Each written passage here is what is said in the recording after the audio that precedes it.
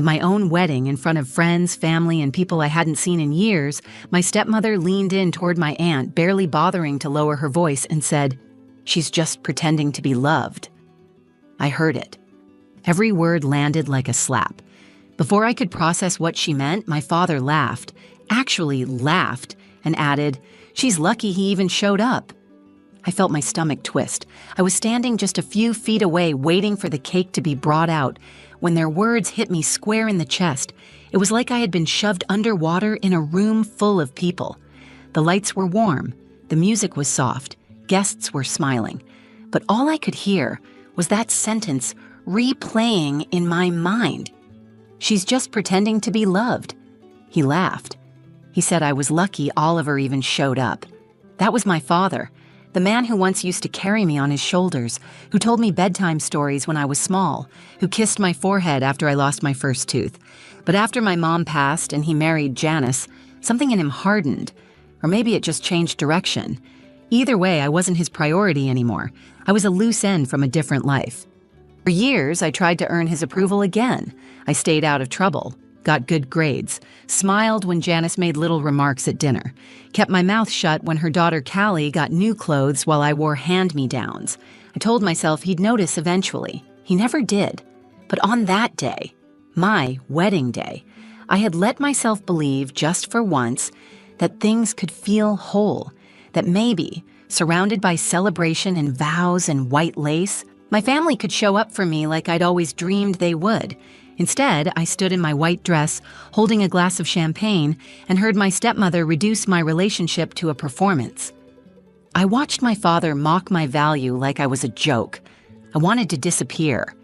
Then something happened. Oliver, my husband, my safe place, must have seen my face fall. I didn't even know he was paying attention at that moment. But he walked up to the mic. There was no announcement, no signal, just the sound of him clearing his throat and a hush falling over the room. Everyone turned and froze. He looked directly at my father and Janice.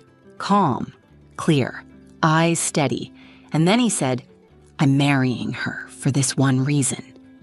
The room fell silent. You could feel it, like the wind got knocked out of the entire building. My breath caught in my throat. No one expected what came next. But what Oliver said in the next few seconds didn't just change the mood, it changed everything. And I'll never forget the look on their faces. The morning of my wedding started like a dream, the kind of soft, golden-lit dream you think only happens in movies or someone else's life. My bridesmaids were buzzing around me, pinning curls, adjusting straps, laughing about how I wouldn't eat anything but strawberries all morning because I was too nervous to chew. But underneath all of it, under the silk robe, the lip gloss, the fake lashes, I was holding my breath. Not because I doubted marrying Oliver. That part, that love, was the only thing I was completely sure of. It was the other part, the part I'd been pretending not to think about for weeks, my family. Janice was there, of course, stepmother of the year in her champagne-colored gown that she insisted was beige, not too close to white, even though we both knew better. She walked in like she owned the room, complimented the decor like she was inspecting a hotel lobby, and took over my makeup chair before I could sit down. She gave me a kiss on the cheek, light, cold, performative, and said, "Let's hope you don't cry too much during the vows. Waterproof mascara can only do so much." No, "I'm proud of you." No hug, no warmth, just her usual subtle digs, wrapped in sugar and delivered with a smile. My dad came in an hour later. He didn't ask how I was feeling, didn't really say anything at all. Just glanced around the room, gave me a nod and said, "Well, you look ready." Ready? Not beautiful, not radiant, just ready, like I was walking into a job interview, not the biggest moment of my life. He'd been like that for years now. Distant, flat. Sometimes I wondered if he even remembered what I looked like as a child, when I used to race down the hallway just to be the first one to hug him after work. That man disappeared when my mother died. I think we both disappeared a little after that. Losing my mom was the first time I understood that grief doesn't always scream. Sometimes it just makes people quieter. I was 13. I remember the smell of her clothes when we packed them away. I remember her humming in the kitchen while stirring pasta. And I remember how, within a year, Janice had moved in with her own daughter, Callie, and my dad had started over. without me.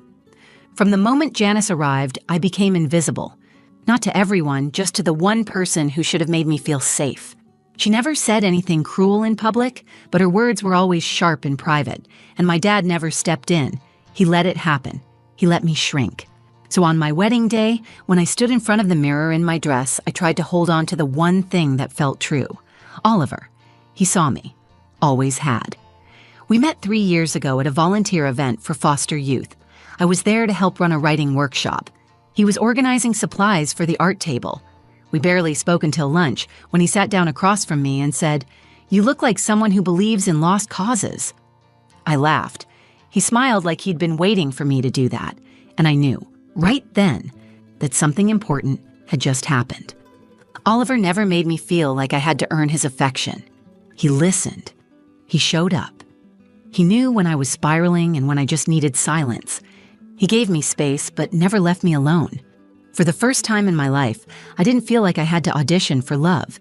That's what made the rest of the day so painful. I thought I had finally built something strong enough to stand in front of my family with pride.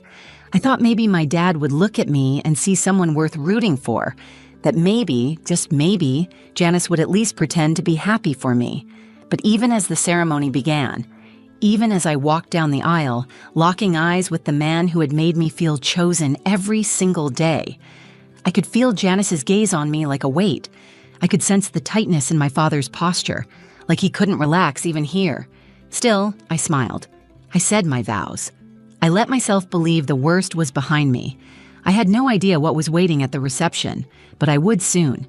And when it came, it didn't just hurt. It cracked something open I'd been holding shut for years. The ceremony had been beautiful, simple, intimate. We wrote our own vows, and Oliver got choked up halfway through his. His voice cracked when he said, "You're the calm in every storm I didn't know I was weathering." I couldn't even get through mine without crying. For a few perfect hours, it felt like maybe, just maybe, the weight I carried didn't matter. Everyone clapped, the music played, and we walked back up the aisle like something out of a photo album you'd want to show your future kids.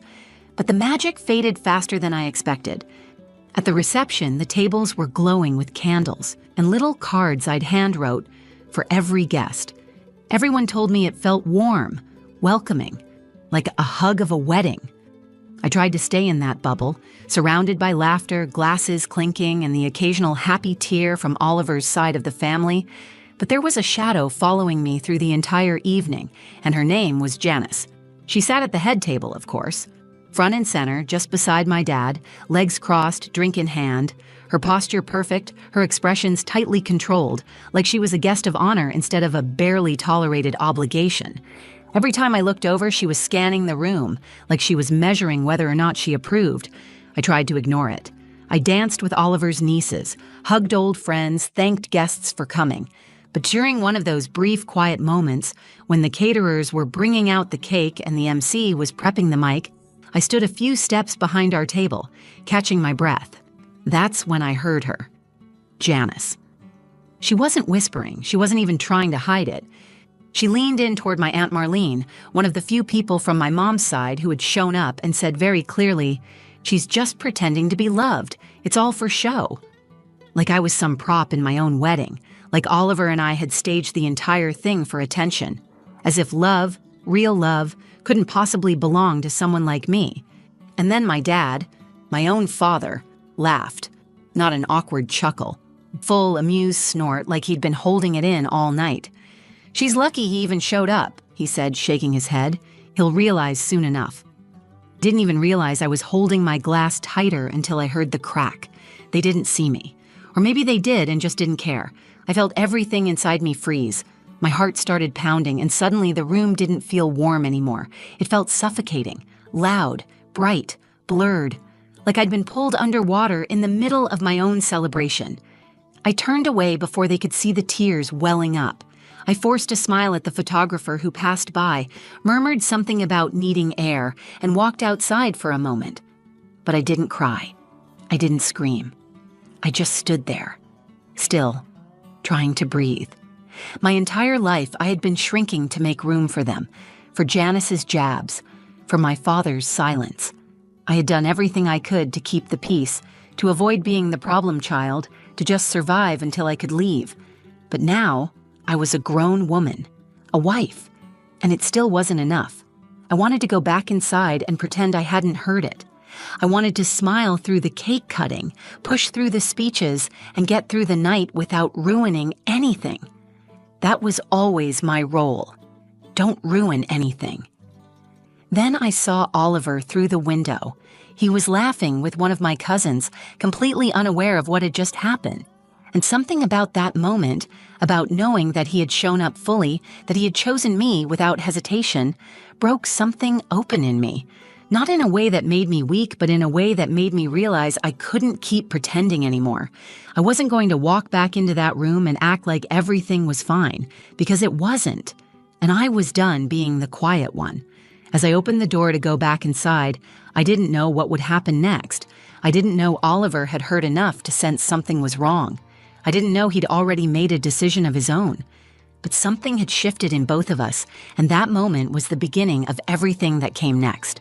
When I stepped back into the reception hall, the air felt different. Or maybe I did. I wiped under my eyes carefully, making sure no tears smudged my makeup. I smiled at the photographer. I waved at a cousin across the room. No one knew that everything inside me was unraveling. No one but Oliver. He caught my eyes the second I returned to the head table. He was mid-conversation with his brother, but paused, his brow furrowed. He scanned my face like a puzzle he was determined to solve. I could feel the question behind his eyes. What happened? I didn't answer. I didn't need to. I forced another smile, reached for my water, and sat down. The next phase of the night was about to start, the speeches. Our MC tapped the microphone and announced, "If anyone would like to share a few words for the bride and groom, now's your chance." People clapped. A few stood up and made sweet, funny, sentimental speeches. Oliver's aunt shared a memory of him as a kid organizing neighborhood movie nights. My friend Kira told a story about how I once left work early to help her pick up her dog from surgery. They were light moments, kind moments, ones you usually hear at a wedding, but I couldn't hear any of it. I kept thinking about Janice's voice, about my dad laughing. They were sitting 2 seats away, completely composed, as if they hadn't just gutted me. Janice had that signature satisfied smile she wore whenever she felt like she'd won something. My dad stared blankly at his wine glass, nodding here and there. I couldn't believe they could be so cruel and so calm. And then Oliver stood up. No warning, no signal, just stood. I grabbed his wrist instinctively. "What are you doing?" I whispered. He didn't answer. He leaned down and kissed the top of my head gently. "Trust me." That's all he said. Then he walked to the mic. The room quieted immediately. People expected something romantic or funny, a toast maybe. But he wasn't holding a glass. He wasn't smiling. He looked calm, yes, but something in his shoulders, something in his eyes felt heavier. He took a breath, then looked directly at Janice, at my father. "I wasn't planning to say anything," he began, "but tonight, something's been weighing on me, and I can't sit with it in silence." My heart dropped. I wanted to disappear. I knew where this was going. I also knew there was no stopping him. Oliver turned slightly toward the crowd, but his eyes still lingered on them. "I didn't fall in love with Alara because she's perfect," he said. "I didn't choose her because she's easy or convenient. I chose her because she's real. She's resilient. She carries more pain than most people could handle and still leads with kindness. I've seen her walk through rooms full of people who dismissed her and still find a way to love them." He paused. "She doesn't just pretend to be loved. She is loved. Fiercely. By me. By her friends. By everyone who really knows her." You could feel the ripple moving through the room. And I didn't show up today because I'm doing her a favor. I showed up because this is the best decision I'll ever make. Because I get to spend my life with someone who fights every single day to be better than the people who tried to break her. He looked directly at my father then. I watched as the blood drained from Dad's face, just a little. I'm proud to marry Alara, not in spite of where she came from, but because of it. Because she still loves in a world that hasn't always loved her back. There was silence, no clapping, just stunned stillness. Then Oliver walked back over, eyes locked on mine. He sat beside me, and took my hand. I couldn't speak. I just stared at him, heart wide open, trying to hold the weight of everything he had just done. Janice didn't say another word for the rest of the night. My father didn't even look at me. But Oliver? He didn't let go of my hand for 1 second. That moment was the shift, not just in the evening, but in me. Because for the first time in my life, someone didn't just stand beside me quietly. He stood up for me. I don't know if anyone actually applauded after Oliver sat down. I don't remember hearing anything at all. It was like the entire room had gone into a collective silence, not out of discomfort, but because something sacred had just happened, and everyone knew it. I kept staring at him. He didn't look smug. He wasn't looking around for approval or checking Janice's expression or my dad's reaction. He was just still, steady, like he had said exactly what he needed to say, and that was enough. And for me, it was more than enough. It was the moment I stopped feeling like I had to shrink. The moment I realized I had married a man who would rather disrupt an entire wedding reception than let me sit with someone else's shame on my shoulders. I glanced across the table. Janice's face was tight.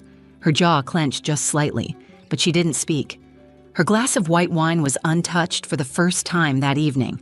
Her eyes flicked from person to person, reading the room like she was trying to calculate whether anyone was still on her side. She didn't find much, and my father, he didn't even lift his eyes.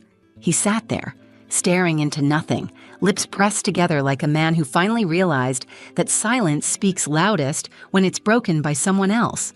That should have felt like justice, but honestly, it just felt sad. Sad that he had a daughter and never really saw her.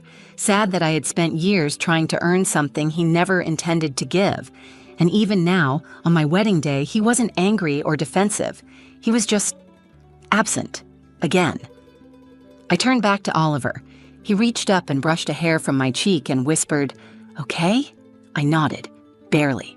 But it wasn't just okay. It was everything. After that, something in the room lightened. Maybe because the tension had been sliced open, or maybe because people suddenly realized who this day was really about. One by one, guests came up to us. Not to Janice, not to my father, but to us.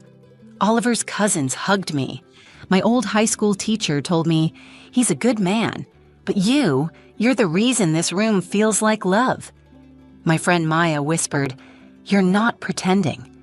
You're the most loved person in here."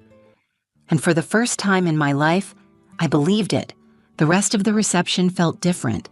The music felt louder, freer. The laughter wasn't tight anymore. It wasn't polite, it was joyful. Like people had been holding something back and now they didn't have to. Oliver and I danced, really danced. Not just the slow, swaying kind of dance couples do when everyone's watching. We spun and laughed and stumbled and kissed between lyrics like no one else was in the room.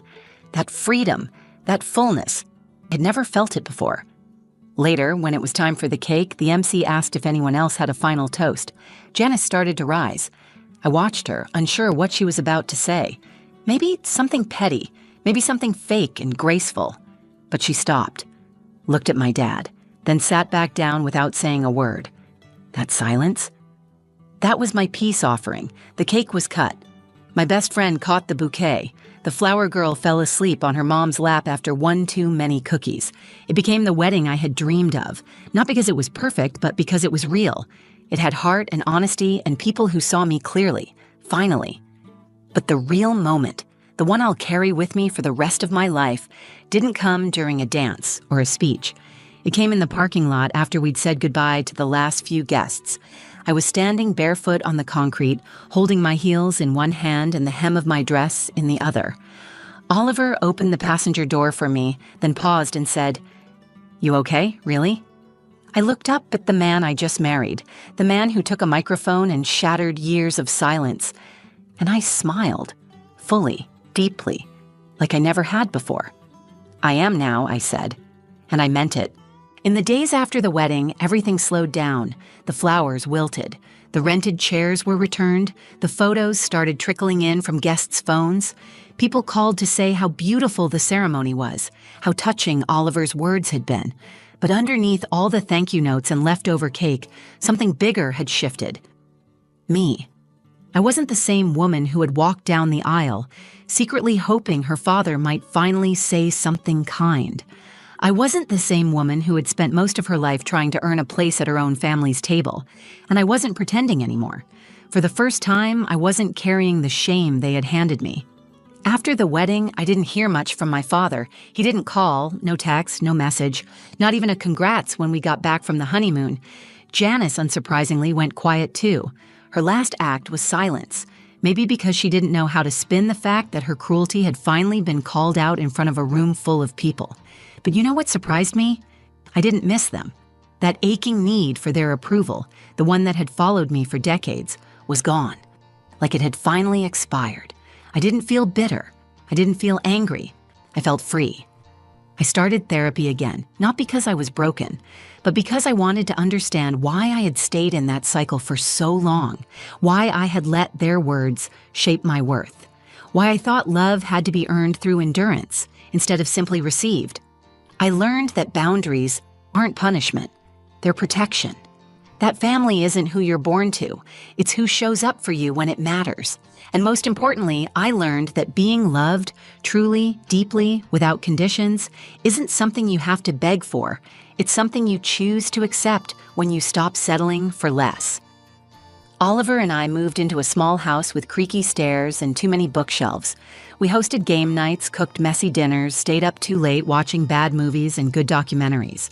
We didn't talk much about the wedding after the first week, not because we were avoiding it, but because we didn't need to relive it to understand what it meant.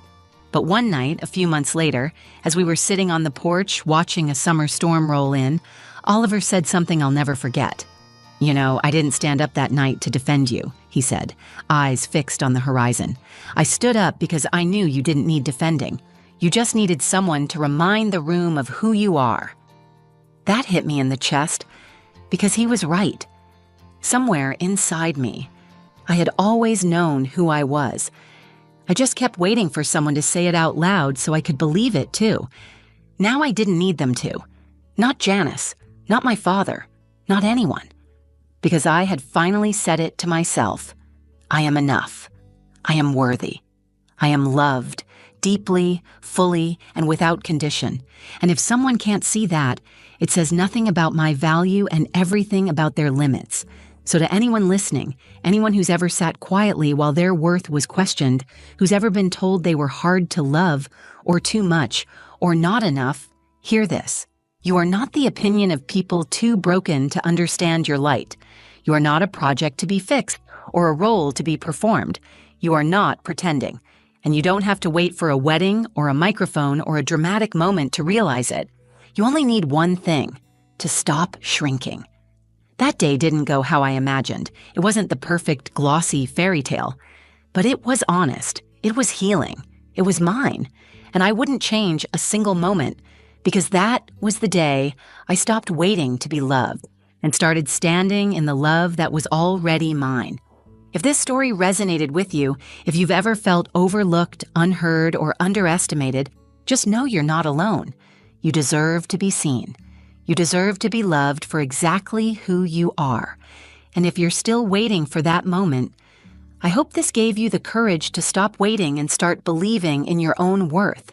If you found meaning in this story, please take a second to like the video. It helps so much. And if you know someone who needs to hear this, share it with them. You never know who's silently carrying the same pain. I'd love to hear from you. Drop a comment below. Tell me your story. Tell me what you would have said if you had the mic. And if you want more real, raw, and honest stories like this one, hit subscribe and turn on the bell so you don't miss what's coming next. Thanks for being here. And more than anything, thank you for listening.